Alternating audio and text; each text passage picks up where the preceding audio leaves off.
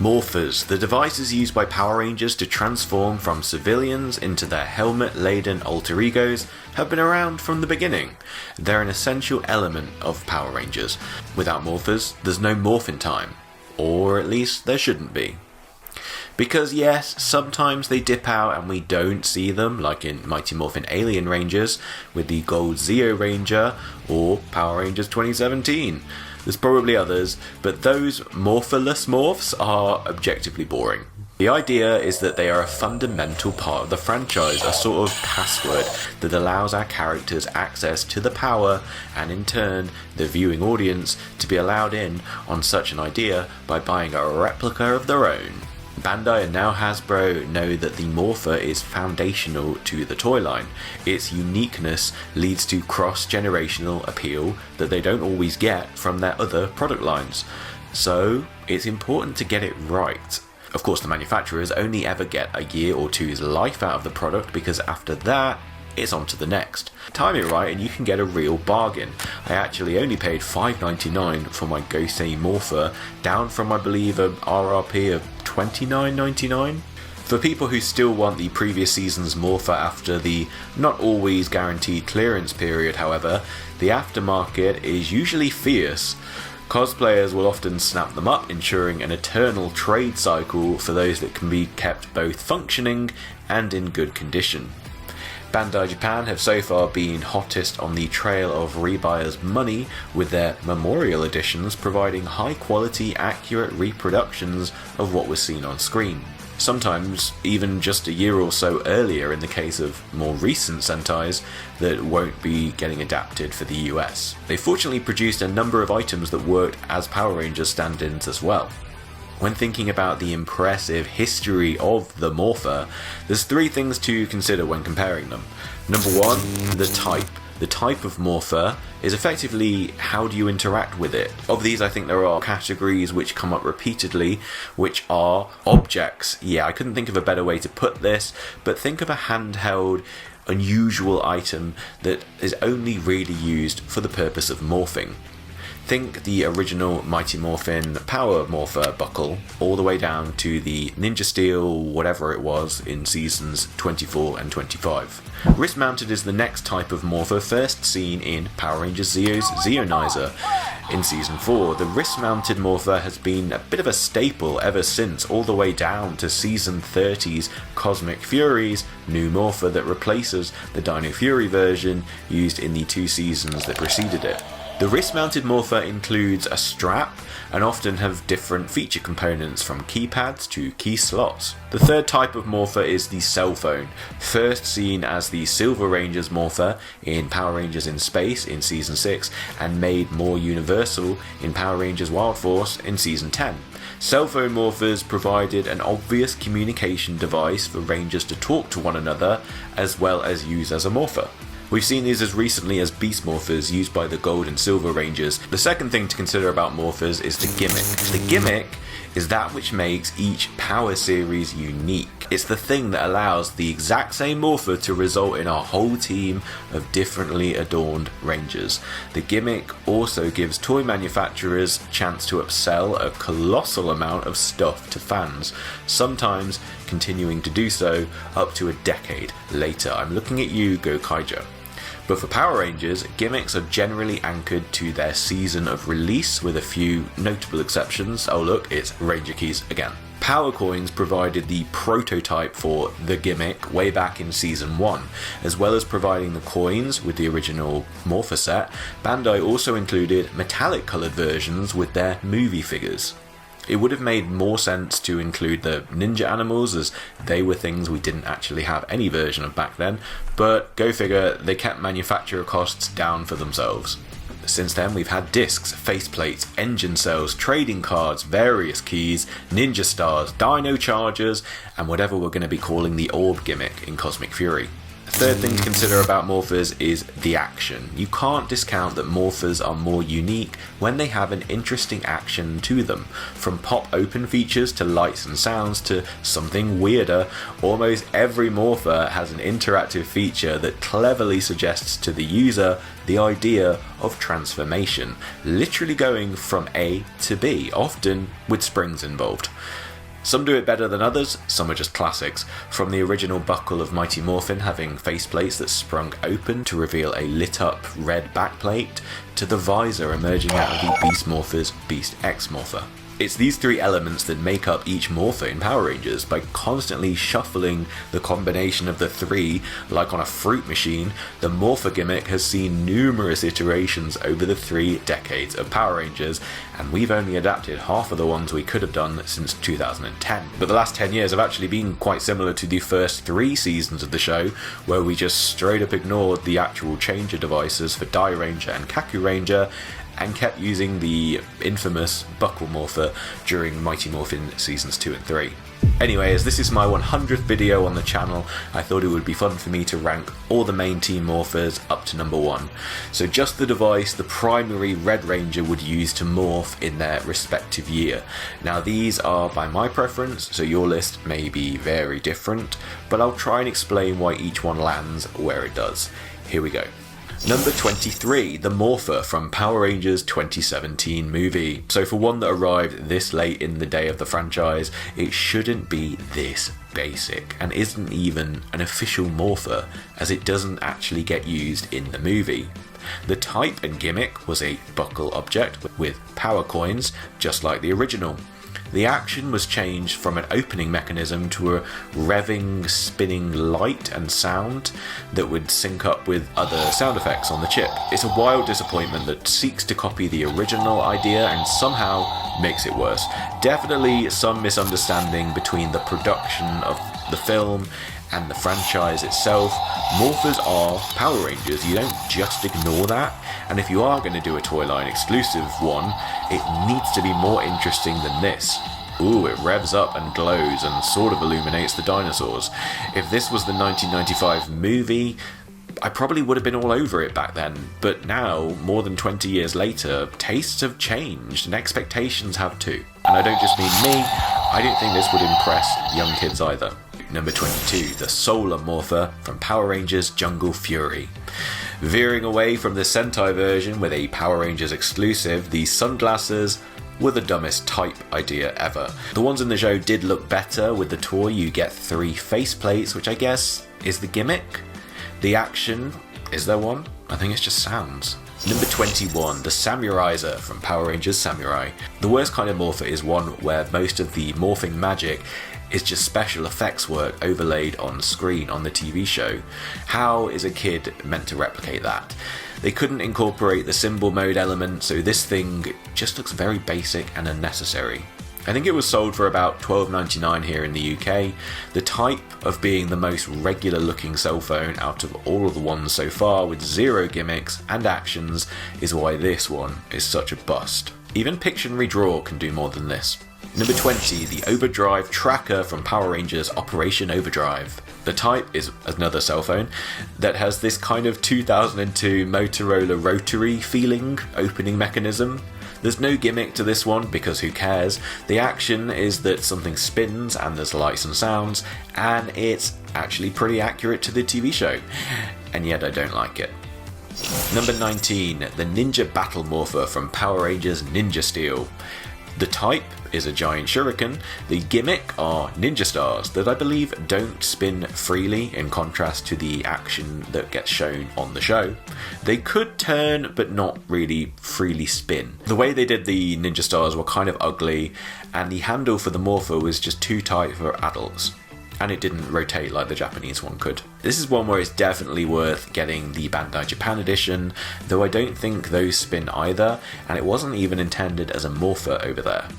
Oh, and it has weapon modes, I guess, but it's kind of like the budget modern version of the Trans Dagger. Just some blades pop out in different directions, and oh, it's a bow. Oh, it's a dagger. Okay, cool. whatever. Number 18, Lost Galaxy Transmorpher. Probably a better display piece, to be honest. The type of a wrist-mounted thing, the gimmick, while doing nothing separate, it has got a dial which lines up with different colours and actually produces individual Zord sounds. The action, there isn't one. The morph buttons are hidden in the design, so you could morph exactly like the Rangers could. It just looks really odd that you're just kind of pressing the silver grey plastic. Number 17, the Chrono Morpher from Power Rangers Time Force. It's a futuristic, wrist-worn morpher with no gimmick or actions, but more emphasis on the sort of translucent screen or orb element, I suppose, where green and red lights would appear. I do like the look of the Time Force Chrono Morpher, but I do feel like it was a step down from what came before it. Number 16, the Dino Fury Morpher from Power Rangers Dino Fury. Even in the modern day, the wrist-worn Morpher seems to be the winner of the type. The gimmick is back to being Ranger keys, but I've dropped this one in the ranking because the Hasbro version removes the spring-loaded part of the keys and actually flattens them into a sticker, at least the action figure ones. And then you've got the Megazord ones, but they are kind of more moulded but then don't have paint on the back. This is some kind of jokery that I would have expected by the end of the days of Bandai and not Hasbro in their first 3 years. So you lose the first action bit that they always do in the show, but you do get the insert key bit, and then you can twist the Night Visor faceplate around, which activates different sounds. Not great sounds, to be honest. It's fine, it's fine, it's fine. Number 15, Rescue Morpher from Power Rangers Lightspeed Rescue. Another wrist type morpher, but no gimmick, but a good action and actually quite fun, as not only has it got a spring moving element, a series emblem that looks correct even when rotated 90 degrees, but it has a digital LCD screen like you're looking at a regular kind of Game Boy or something, and shows an animation of a ranger as it morphs. Number 14, the Growl Phone from Power Rangers Wild Force. This was famously nuked for the US release as the Japan version was easily better. The type is another cell phone, the gimmick, there wasn't one really, but this is where Japan was better as it had different detachable wild animal heads to represent the 5 animal Zords.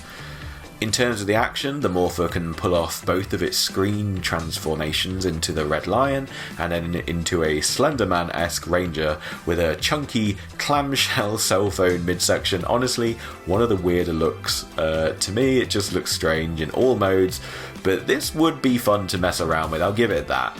I just think it's a shame it can't do the other animals like the Japan version could, but at least they allowed all of the keys to the keypad to be pressable. Number 13, the Dino Morpher from Power Rangers Dino Thunder. Simple, but effective. This is another wrist type morpher. The gimmick here actually comes included in the box, where they use 3 different faceplates to customize for each of the core Rangers, and you can actually use different faceplates with it too that you get from other products, but 3 was a very generous start.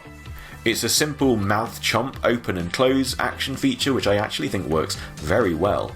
And while simple, there's something timelessly effective about this one. I can see why Bandai in Japan chose it for their memorial line. Number 12, the Wind Morpher from Power Rangers Ninja Storm. It's another wrist-type morpher with 3 buttons, but the gimmick of the 3 included spinning power discs. And that's the best part here. Yeah, this is one Ninja Morpher where the Ninja Spin could actually be achieved. And again, like Dino Thunder, it was chosen for the 2023 Memorial line by Bandai Japan, and even with the original, you could put different discs in there. Didn't do different sounds, but nice interplay between things. Number 11, Turbo Morpher from Power Rangers Turbo. It's wrist type. Do we count a single key as a gimmick? Anyway, it's the first with a key turn action. The key itself was spring loaded, but it is the only part of the morpher that is, unfortunately. Ultimately, this is quite an uneventful morpher other than the twist action and lights and sounds. Yet replicating a car ignition and I guess gear stick icon was a quite clever move, I thought, that was perfectly in keeping with the kind of look aesthetics of the series. Number 10, the Cell Shift Morpher from Power Rangers RPM. The cell phone morpher which gave us our collectible gimmicks with different sounds, either innovation or a backward step depending on your viewpoint of whether you like to be able to get at all the sounds without making another purchase. The action here was that the top flicked open to insert the gimmick, like some sort of oversized SIM card, and then depressing the lever gear stick thing was part of the transformation. We even got different sounds with each gimmick. Number 9, the Beast X Morpher from Power Rangers Beast Morphers. This wrist-worn type Morpher in its Power Rangers version gave us massive differences to the one released in Japan originally. This one features a new key slot for America, a bit determined to reintroduce the missing individual Ranger gimmick that they'd been managing to make money off for the past 6 seasons, and having probably learned what a cash cow the Ranger key gimmick was, Hasbro included different keys with each of their Beast Morphers action figures. So, you know, cross promotion and all that. The downsides were that these keys were much smaller than the in-show versions, despite the Morpher itself being adequately sized, kind of one-to-one with what you see on screen. And the keys not really having a very good user experience with the key slot. They go in very poorly and there's not even any twist action. If I was designing this, I would make the key twists and make that the button which triggers the release of the visor sunglasses, which of course is the same action as we had on the Japan version. Number 8, the Astro Morpher from Power Rangers in Space. It's a wrist type Morpher because of course it is. There's no collectible gimmick this time, but a cool action because of the spring-loaded flap. This was Power Rangers' first ever with buttons and code entry. You had to input the code yourself, but the effect was it mimicked exactly the sound effects from the show, even down to the robotic voice on it. Like anything from In Space, it looks so retro now, kind of reminds me of those Casio calculator watches, but yeah, this is a classic, and again revisited by Bandai Japan. Number 7, the Mystic Morpher from Power Rangers Mystic Force. It's another cell phone type Morpher, technically without a collectible gimmick, and a few actions, a pop-up part if you had the right version of it, and codes that return spells and the voiceovers from the show. It's the one and only Power Rangers cell phone Morpher where the button keys actually do something pretty special when pressed in the right order. Number 6, the Delta Morpher from Power Rangers SPD. It's an object type Morpher without a gimmick and only a simple action, so this really shouldn't be ranked as highly as it is because the keypad doesn't even do anything. But a cool idea is a cool idea. This thing is so iconic that you even get a little copy of one with each Lightning Collection figure with different details, but we'll get to that in my SPD Lightning Collection review. Number 5, the Zeonizer from Power Rangers Zeo. It's the final wrist-worn Morpher in my ranking, and it's actually the first one we ever got for Power Rangers. 2 parts and a crystal that can be removed. I've always liked this design because of the heavy die-cast spring part and because it had a piece for both your arms.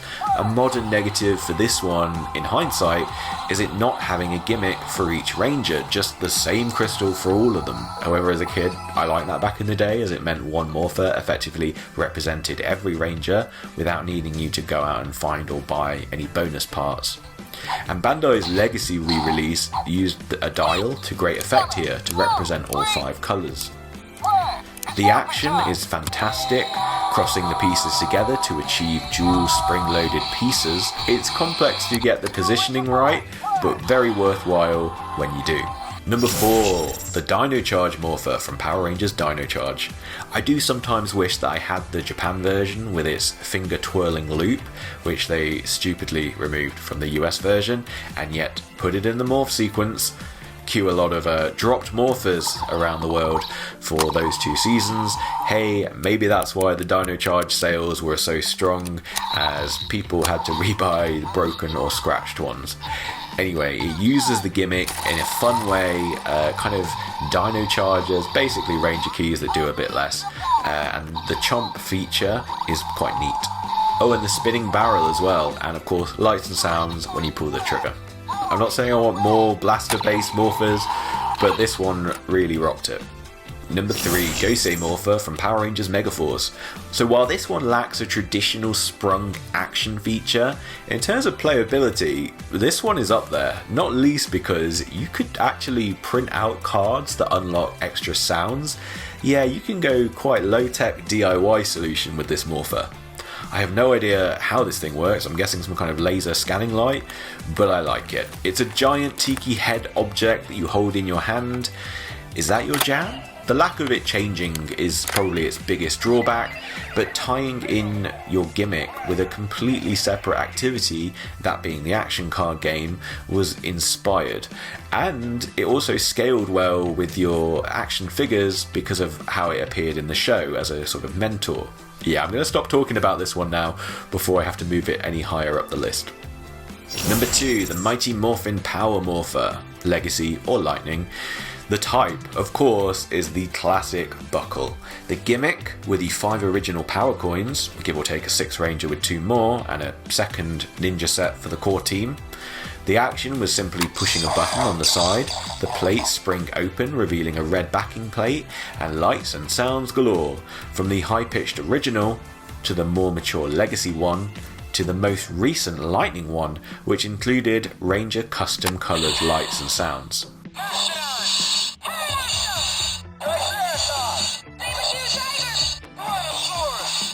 They managed to bring the gimmick into the modern time by making the Morpher read the coins differently, a very savvy inclusion. I just wish they could have done it with the backs of the coins rather than return us to the 90s days of insertable tabs. Yuck. It means that Hasbro's coins aren't really displayable individually, whereas the Legacy ones definitely are. Anyway, I digress. This one is quite simply iconic, we all probably know it. It puts the gimmick on display and literally frames it in the action, a perfect balance between all 3 feature components of Morphers. And the Legacy one has been screen accurate since Jason used it in Grid Connection, and more recently Rocky, Billy, Zach, Kat and Min in Once and Always. So get that one. And number 1 has to be Legendary Morpher from Power Rangers Super Mega Force. If you watch my channel for any length of time, you'll know I find the Japan version incredible, the Memorial one's great as well, but the USA one is okay. I love this Morpher, I love what it represents. Like with Mighty Morphin, this is a perfect balance between all 3 features. They digitise the focus on the gimmick though, as like with more modern toys, it announces what it is.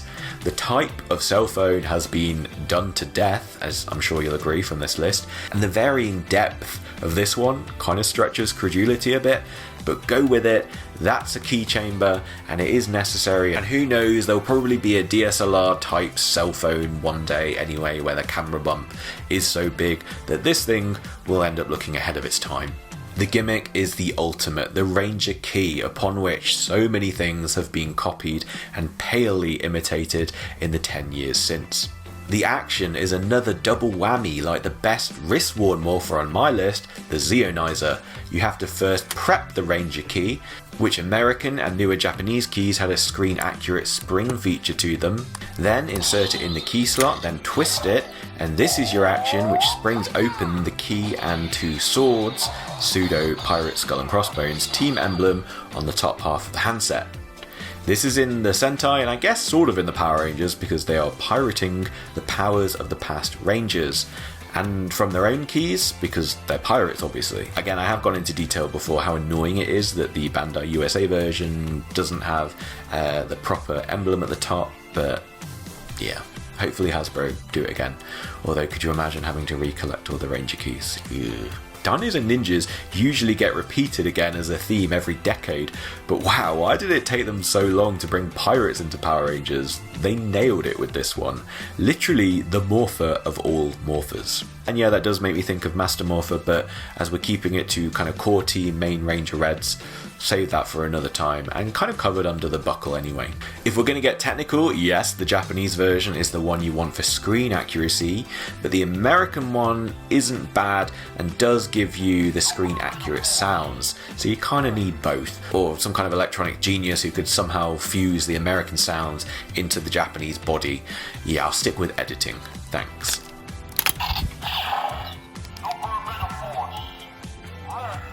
So that's my ranking of all core team Morphers we've had so far. Where will the Cosmic Fury Morpher rank in my tier list? Well, it's wrist mounted, it seems to use the Q Ranger orbs as gimmicks, and possibly has a Dino Mouth open-close chomping action. Also, can you believe after years of wishing Bandai America would stop adding them to Power Rangers products, the Lightning Bolt is back in a big way, and well actually, be screen accurate this time. I'm all for it. Obviously, the lightning bolt is one of the more signature elements of the franchise. It's like Pixar without the lamp, or Disney without the castle, or in superhero terms, Captain America without the shield, or Batman without his bat symbol. Anyway, use of lightning bolt won't determine placement in this list.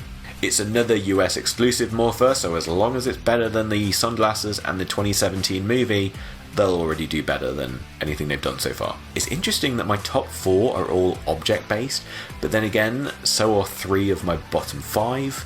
It's a risky business, it's a hard one to get right, but when they get something that works, it becomes the best thing. It has a kind of magic about it. Good object morphers sort of become their own trophy. What are your favourite morphers, and which ones don't you think were very good? Do comment and let me know. Lots to come still on the channel, including reviews for our newest Lightning Collection teams, and shout out to my latest Patreons, Dan Blight, Gio Herrera, Jeremiah Putt, Adam Stanley and Rin Prime. Thanks to all you guys on Patreon, I massively appreciate it. That wraps up this look into all the morphers, so thanks for watching, and until the next time, I'll see you later.